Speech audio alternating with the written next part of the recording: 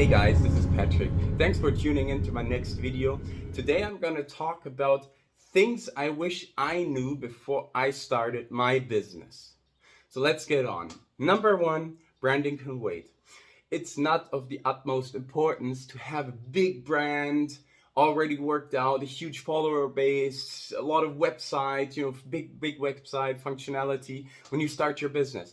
That's something that you can focus on throughout the development process of your business. At the beginning, it's crucial to have a good business idea, to have a good business plan, and to have, focus on driving your business and generating value to your customers. It doesn't matter if it's a product or a service business. So that's something that I did not do incorrectly, but something that took a lot of effort. And from my experience, I can say that you can work those things out throughout the process. And a lot of people put a lot of time and money into that first point, building a huge brand before actually starting the business and actually evaluating if the business is a good idea and the market is ready, or is the market actually existing for that product or service. Number two, focus on what you're good at and get better. In other words, focus on your strengths rather than your weaknesses.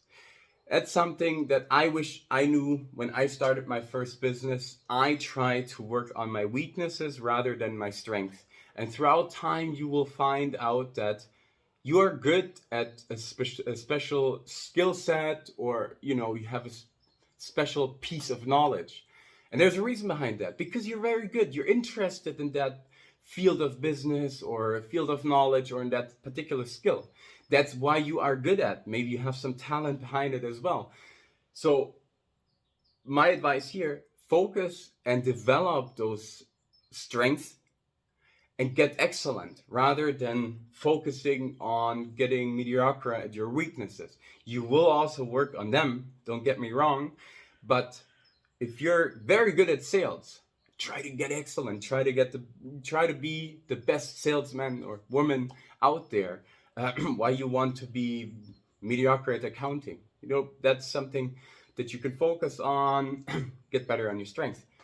Number three, guard your boundaries. A big one. At the beginning of your business, you're tending to jump from A to B to C. You'll be doing everything, and I've been there, doing basically everything. You observe where something is happening, someone is asking something, customer is shouting, you're jumping. You're constantly jumping.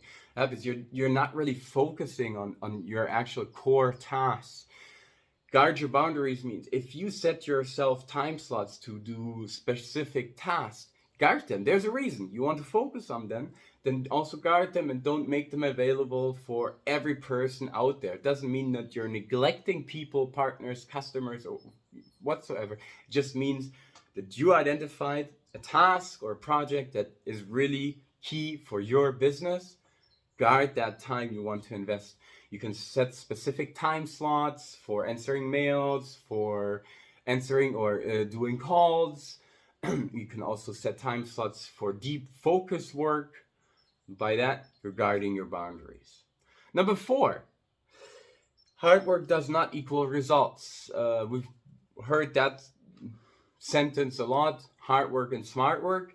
Something that I can relate on. I was doing 24/7 hard work, and especially at the beginning, it's also relating to the previous point. I was not so sure which task or which kind of work was key for driving your business and getting results, right? By time you identify and you experience what is really crucial for your business, and combining that smart work, identifying what is really key, what is crucial, with hard work, really putting in the time and effort to do so, is a very, very good and necessary combination. If you just do 24/7 hard work without really steering into one direction, how you can expect to get results? Right? You need to have a game plan. You need to work smart towards that game plan and put in the hard work. Number 5, marketing and sales matters. There is literally no other opinion about that. I'm sorry, I'm agreeing to a lot of other online coaches out there who are preaching that point, sales, marketing and sales matter. I completely agree. Your business can only survive if you have a running sales department or a sales process. And prerequisite for sales obviously is some kind of marketing, can already be social media marketing. Without marketing, you will not have leads, you will not have opportunities, paying clients or customers. And since you're not doing a charity business, you will have to have incoming revenue. And the only way to get that is by sales. Number 6, networking is not overrated. I like that point because that's something, and by the way, marketing and sales at the beginning, I did neglect. Combined with that point, networking is not overrated. Especially for service business, networking with partners can be a very important sales channel. That's why it's not to be neglected. When you run your service business, for example, in consulting, networking with your partners can be the first door into the world of new customers, new clients, because networking with your partners can lead to cooperations, can lead to new projects or new customers. That's why it's not to be neglected. Number 7, shiny objects drain your budget.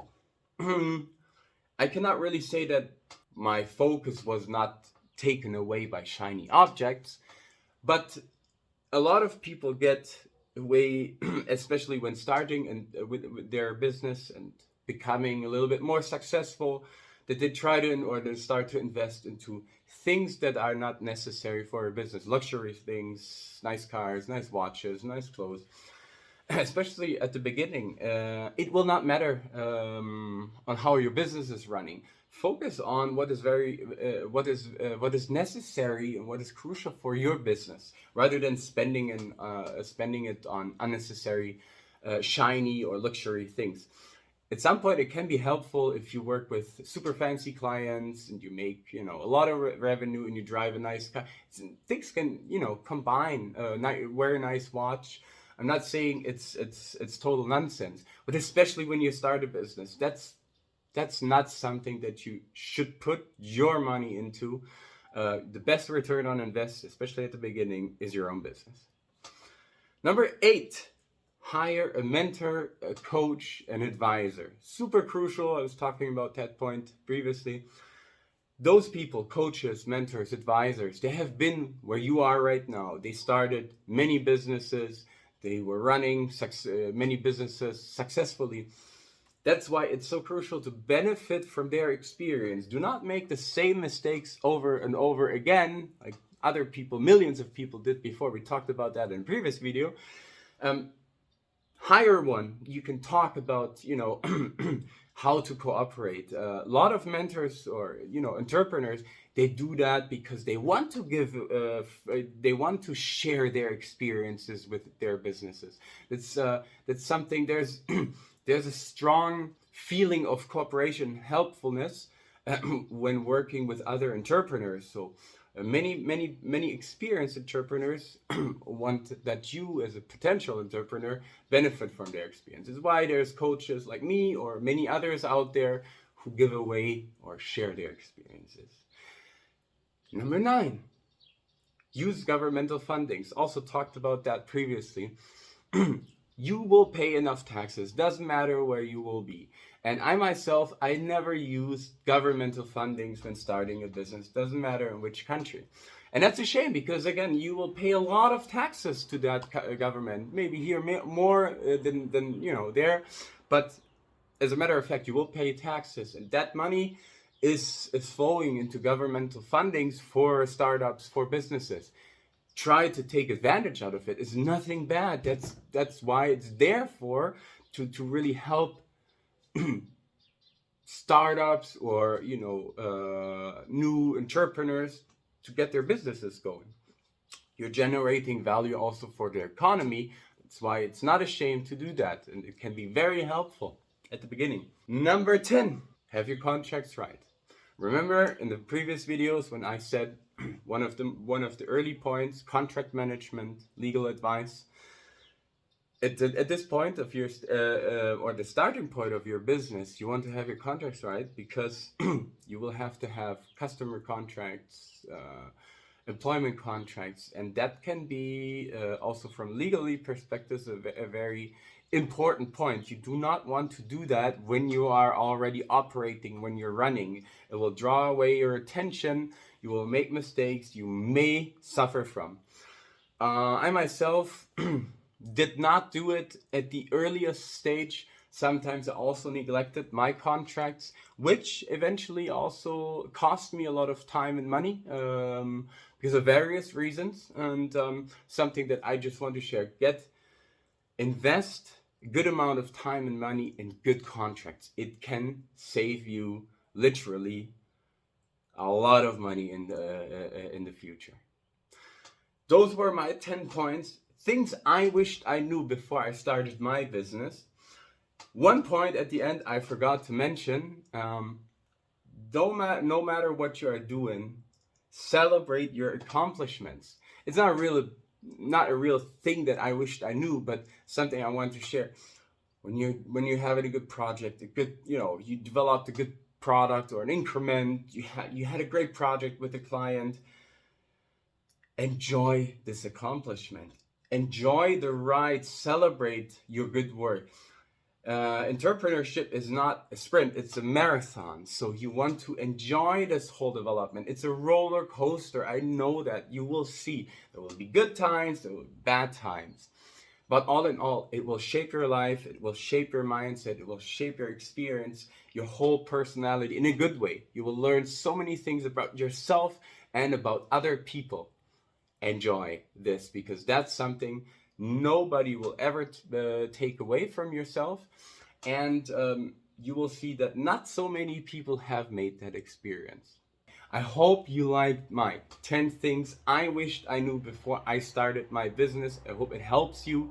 The next weeks I'm going to post more business related topic on my YouTube channel. For example, not only about founding and starting my business, but also how to operate, how to digitalize, how to automate, as well as grow and scale your business, and combining that with the, let's say, entrepreneur mindset, which is necessary to do so. I'm going to share, that's basically also the core content of my new online coaching program, which is going to go live in the next couple of weeks, but I'm going to spoil you about that the next time.